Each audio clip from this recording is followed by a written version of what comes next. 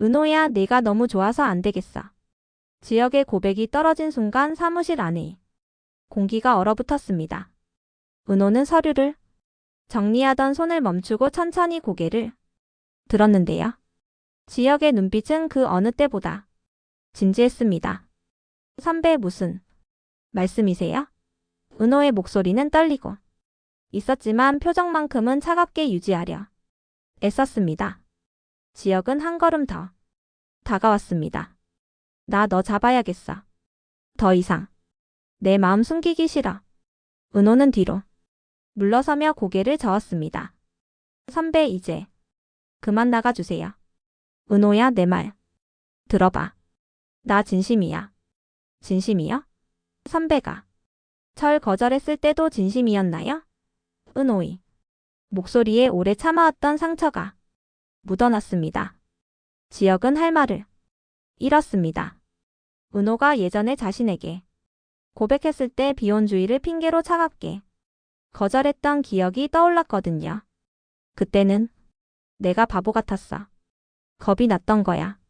그래서 지금은 괜찮다는 거예요? 결혼 깨지고 나니까 외로워서 저한테 오시는 거 아니에요? 은호의 말에 지역은 가슴이 철렁 내려앉았습니다. 아니야, 절대 그런 거 아니야. 선배, 우린 안 어울려요. 그리고 저 이제 소개팅 나가기로 했어요. 은호는 더 이상 대화하고 싶지 않다는 듯 등을 돌렸습니다. 지역은 그 자리에 서서 은호의 뒷모습만 바라볼 수밖에 없었습니다. 같은 시각 박성재는 사무실 창가에 서서 깊은 생각에 잠겨 있었습니다. 지역이 은호에게 고백했다는 소식을 이미 들었거든요. 가장 친한 친구와 자신이 좋아하는 여자 성재는 그 사이에서 복잡한 감정을 느끼고 있었습니다. 핸드폰이 울렸습니다. 지역이었습니다.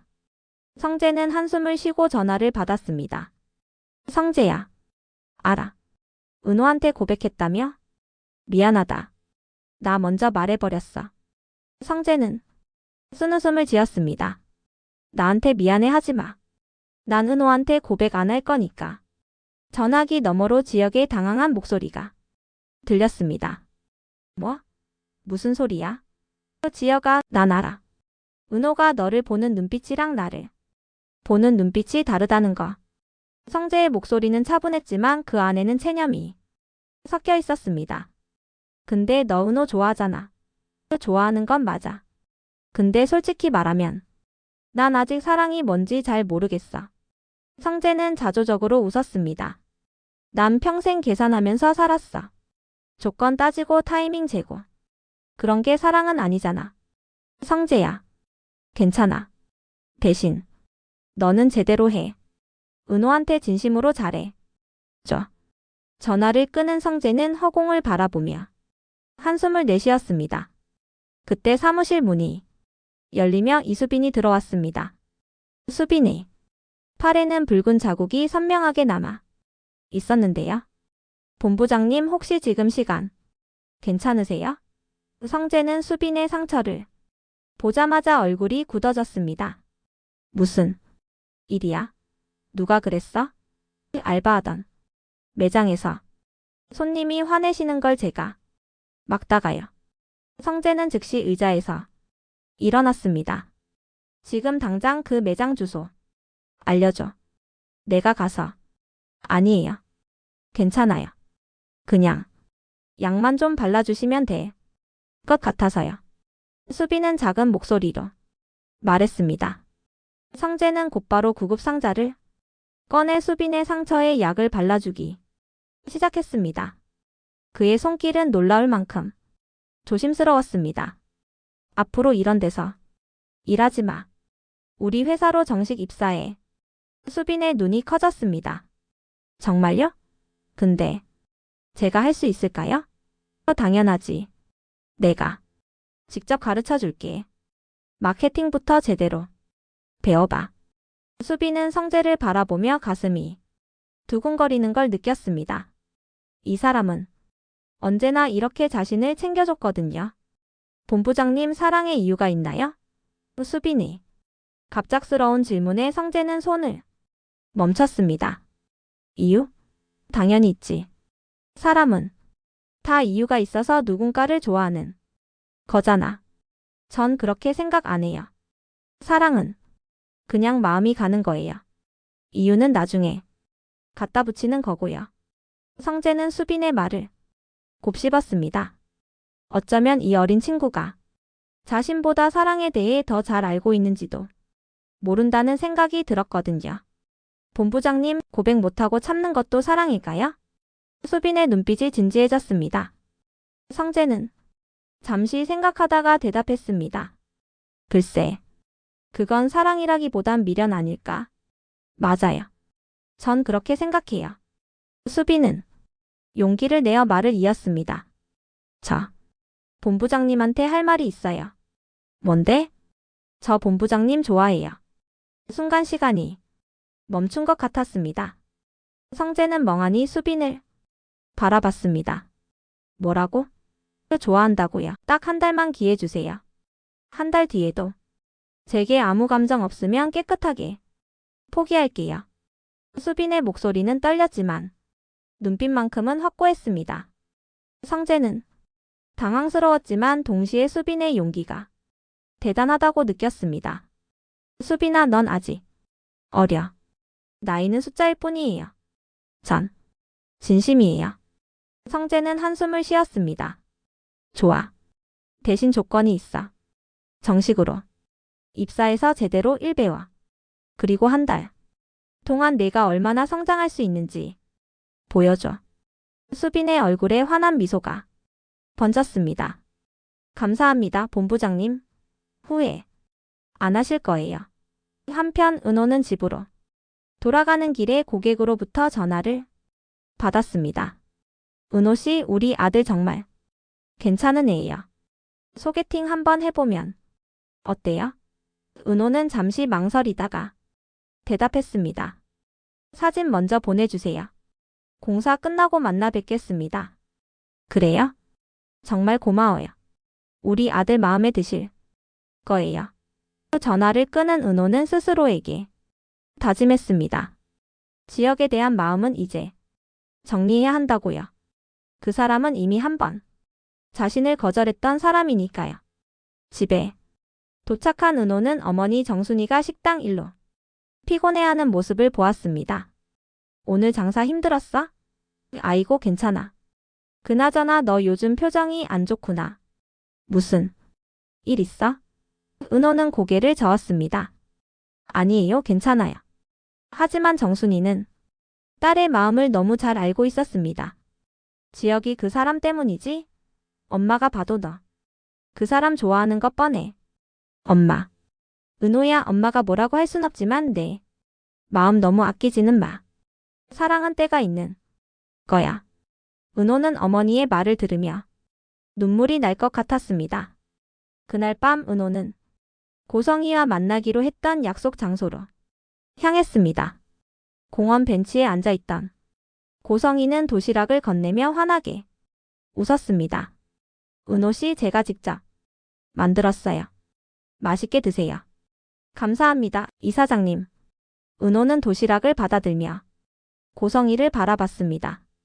이사장님, 저한테 물어보고 싶은 게 있으신 것 같은데. 고성희는 잠시 망설이다가 조심스럽게 입을 열었습니다. 은호 씨는 친어머니에 대해 어떻게 생각하세요? 은호는 예상했던 질문이었지만 대답하기가 쉽지 않았습니다. 버린 거죠. 보육원에 두고 가신 거니까요.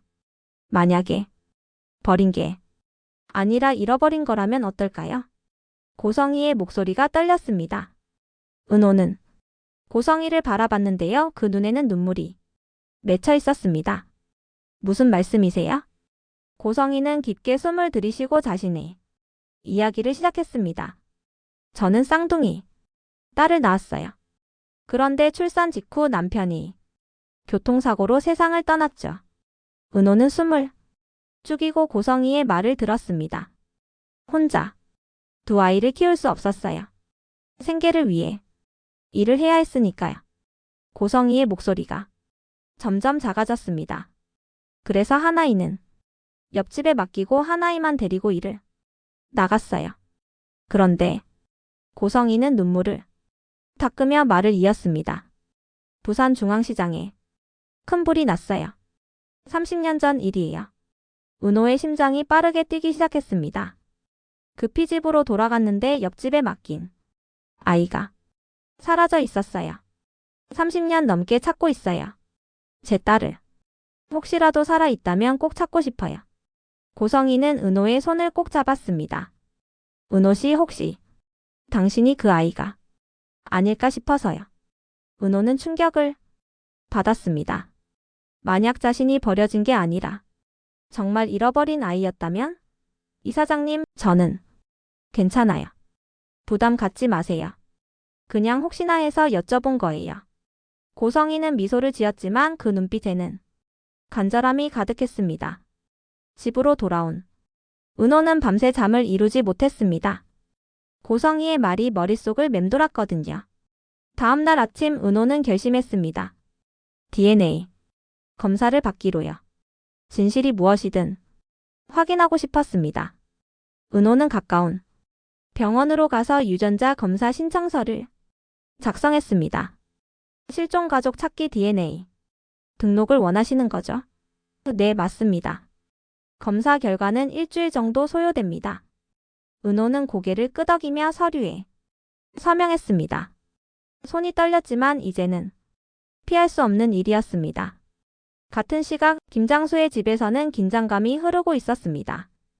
김다정이 서랍을 정리하다가 우연히 약봉투 하나를 발견했거든요. 이게 뭐지? 약봉투를 열어보니 항암제였습니다. 김다정의 얼굴이 창백해졌습니다. 아버지. 김다정은 급히 거실로 나가 김장수를 찾았습니다. 김장수는 TV를 보고 있었습니다. 왜 그러니, 다정아? 아버지, 이게 대체 뭐예요? 김다정은 떨리는 손으로 약봉투를 내밀었습니다. 김장수의 표정이 굳어졌습니다. 그걸 어디서 찾았니? 그게 중요한 게 아니잖아요. 항암제라고요, 아버지. 언제부터 이런 약을 드신 거예요? 김다정의 목소리가 떨렸습니다. 김장수는 한숨을 쉬며 딸을 바라봤습니다. 너한테 걱정 끼치기 싫어서 숨겼어. 걱정 끼치기 싫어서요? 아버지, 전 당신 딸이에요. 이런 큰일을 왜 혼자 앓으셨어요? 김다정이 눈에서 눈물이 흘러내렸습니다. 언제부터요? 얼마나 심한 거예요? 김장수는 딸의 손을 잡았습니다. 6개월 전에 진단받았어. 초기 폐암이야. 치료하면 괜찮다고 의사가 그랬어. 6개월이나. 아버지, 왜 이제야 말씀하세요? 너희들 걱정시키고 싶지 않았어. 다들 자기 인생 살기도 바쁜데. 김다정은 아버지를 끌어안으며 울었습니다. 아버지, 우리가 가족이잖아요. 이런 건 함께 이겨내야 하는 거예요. 김장수도 딸의 등을 토닥이며 눈물을 참았습니다. 그날 저녁 지혁은 은호가 소개팅을 나간다는 소식을 듣고 참을 수 없었습니다. 소개팅 장소인 카페 앞에서 은호를 기다렸거든요. 은호가 카페로 들어가려는 순간 지혁이 나타났습니다. 은호야, 잠깐만. 선배? 왜 여기 계세요? 소개팅 가지 마. 은호는 어이가 없다는 표정을 지었습니다. 무슨 권리로 그러세요? 너 좋아한다고 했잖아. 그래서요? 선배가 날 좋아하면 제가 소개팅도 못 나가요? 은호의 목소리는 차갑게 식어 있었습니다. 은호야, 제발 한 번만 기회를 줘. 내가 진심이라는 거 보여줄게. 전 선배가 진심인지 아닌지가 중요한 게 아니에요. 은호는 지혁을 똑바로 바라봤습니다. 중요한 건 제가 선배를 믿을 수 있느냐는 거예요. 그리고 지금은 못 믿겠어요. 그 말을 남기고 은호는 카페 안으로 들어갔습니다. 지혁은 그 자리에 서서 멍하니 은호의 뒷모습을 바라봤습니다. 가슴이 찢어지는 것 같았습니다. 카페 안에서 은호는 소개팅 상대를 만났습니다. 상대는 외모도 괜찮고 직업도 안정적인 남자였습니다. 처음 뵙겠습니다. 김민준이라고 합니다. 안녕하세요, 지은호입니다. 두 사람은 어색하게 대화를 나눴습니다. 하지만 은호의 마음은 계속 카페 밖에 서 있을 지역에게로 향했습니다. 왜 자꾸 선배 생각이 나는 거지? 은호는 스스로에게 화가 났습니다. 소개팅이 끝나고 밖으로 나온 은호는 지역이 아직도 그 자리에 서 있는 걸 발견했습니다. 선배 아직도 여기 계셨어요? 응. 너 나올 때까지 기다렸어. 왜요? 위험할 수도 있으니까. 집까지 바래다 주려고. 은호는 지역이 고집스러운 모습에 한숨을 쉬었습니다. 선배, 전 혼자 갈 수 있어요. 알아. 그래도 따라갈 거야. 결국 은호는 지역을 떼어놓을 수 없다는 걸 깨닫고 함께 걸었습니다. 두 사람은 한동안 말없이 걸었습니다. 소개팅 어땠어? 지역이 먼저 입을 열었습니다. 괜찮았어요. 은호의 대답에 지역의 표정이 어두워졌습니다. 그 사람이랑 또 만날 거야? 그건 선배가 알 필요 없는 일이에요. 은호야. 지역은 은호의 팔을 잡았습니다. 한 번만, 진짜 한 번만 기회를 줘. 내가 변했다는 거 보여줄게. 은호는 지역을 바라봤습니다. 그 눈빛에는 진심이 담겨 있었습니다. 하지만 은호는 고개를 저었습니다. 선배, 전 이미 한 번 상처받았어요. 다시는 그런 일 겪고 싶지 않아요. 은호야, 미안해. 정말 미안해. 지역의 목소리가 떨렸습니다. 미안하다고 다 해결되는 건 아니에요. 시간이 필요해요, 선배. 은호는 지역의 손을 떼어내고 앞으로 걸어갔습니다. 지역은 그 자리에 멈춰 서서 은호의 뒷모습을 바라봤습니다. 며칠 후 은호에게 병원에서 연락이 왔습니다. 지은호 씨 DNA 검사 결과가 나왔습니다. 방문하시면 자세히 설명해 드리겠습니다. 은호의 심장이 빠르게 뛰었습니다. 드디어 진실을 알게 되는 순간이 온 것입니다. 은호는 지역에게 전화를 걸었습니다. 선배, 저 검사 결과 나왔대요. 지금 어디야? 내가 갈게. 병원이에요. 근데 선배 꼭 같이 가야 해요? 당연하지. 혼자 두지 않을 거야. 병원으로 가는 길 은호는 긴장한 표정으로 창밖을 바라봤습니다. 지역은 은호의 손을 꼭 잡아주었습니다. 괜찮아.